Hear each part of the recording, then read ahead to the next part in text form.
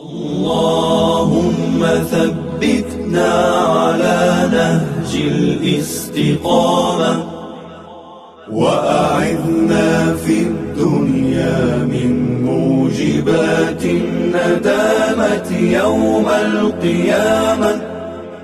اللهم خفف عنا ثقل الأوزار، وارزقنا عيشة الأبرار، واكفنا واصرف عنا شر الأشرار،